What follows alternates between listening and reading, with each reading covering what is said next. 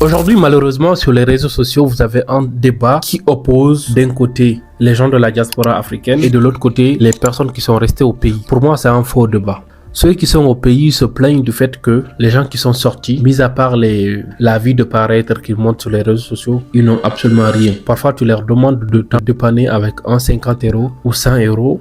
Ils te le donnent difficilement. Et ceux qui sont au niveau de la diaspora aussi accusent les gens qui sont au pays d'être fainéants, d'être malhonnêtes, etc., etc. Et moi, je trouve que c'est un faux débat. Dans la mesure où, aujourd'hui, les gens ne doivent pas être dans une logique d'opposition. Ils doivent être dans une logique de collaboration.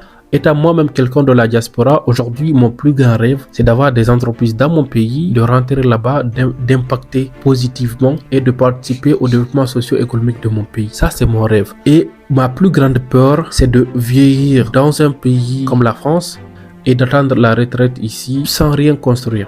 Donc moi j'ai cette phobie là. Et je pense aussi qu'en Afrique de façon générale, les jeunes qui sont là-bas, déjà que la plupart des pays africains c'est des pays sous-développés. Parmi les fléaux du sous-développement, vous avez quand même un taux élevé de chômage. Donc il y a beaucoup de personnes qui finissent les études et qui n'ont pas d'emploi. Donc moi ma logique c'est de dire que aujourd'hui il faut que nous trouvons des passerelles. Il faut que nous arrivons à avoir des ponts, à avoir des mécanismes, des systèmes dans lesquels quelqu'un qui est au niveau de la diaspora, au lieu de tout le temps envoyer de l'argent pour dépanner les gens à la fin du mois, pour acheter un téléphone, pour les dépenses quotidiennes, pour les imprévus liés à la santé, etc., etc., qu'on puisse envoyer de l'argent qui vont servir de capital pour investir dans des business qui sont là-bas et que nous qui sommes de par là, que nous soyons déchargés de certaines choses. Parce que malheureusement, la réalité est que les gens qui sont au niveau de la diaspora, tout le monde n'a pas un salaire de cadre. Beaucoup de personnes sont obligées parfois de faire 2 boulots pour s'en sortir à la fin du mois. Prenez la réalité de la diaspora africaine. La plupart, la majorité, les 80% des gens qui sont par là, c'est des gens qui ne peuvent pas s'en sortir avec un seul salaire parce que les charges sont énormes.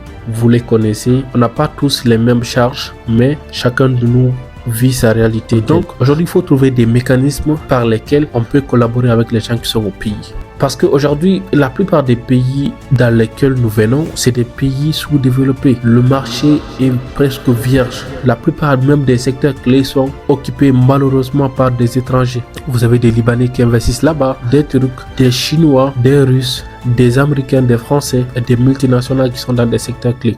Aujourd'hui, trouver même un pays en Afrique, surtout l'Afrique francophone, qui soit autosuffisant, c'est compliqué. Nous dépendons à grande partie de l'importation. Je vous donne un exercice à faire. Allez voir votre balance commerciale.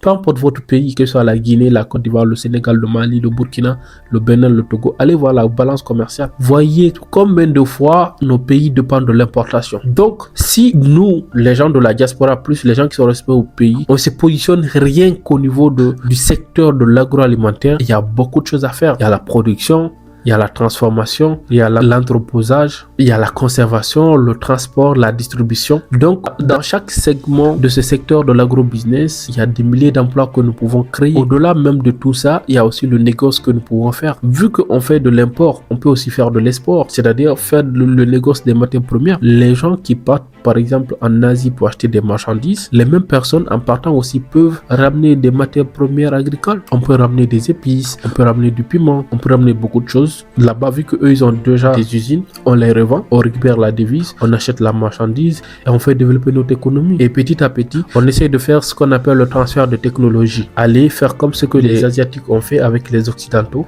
apprendre de leurs compétences et développer ça localement, Par exemple, les gens qui sont dans le riz, au lieu de tout le temps aller à Bangladesh, Taïwan, Chine, l'Inde pour acheter du riz, de temps en temps aussi aller acheter les machines, toute la ligne de transformation et venir mettre ça en place dans nos pays, payer les ingénieurs qui sont là-bas pour venir nous expliquer comment faire le décortiquage du riz, etc., etc. Et au fil du temps, au bout d'une décennie ou deux, nous ne serons plus dépendants de l'importation du riz, par exemple, parce qu'aujourd'hui, c'est l'aliment de base de la plupart des pays, mais jusqu'à présent, nous continuons à importer ça. Ça, c'est juste un exemple parmi tant d'autres. Tout ça pour dire quoi? En tant que jeune, aujourd'hui, l'information est démocratisée.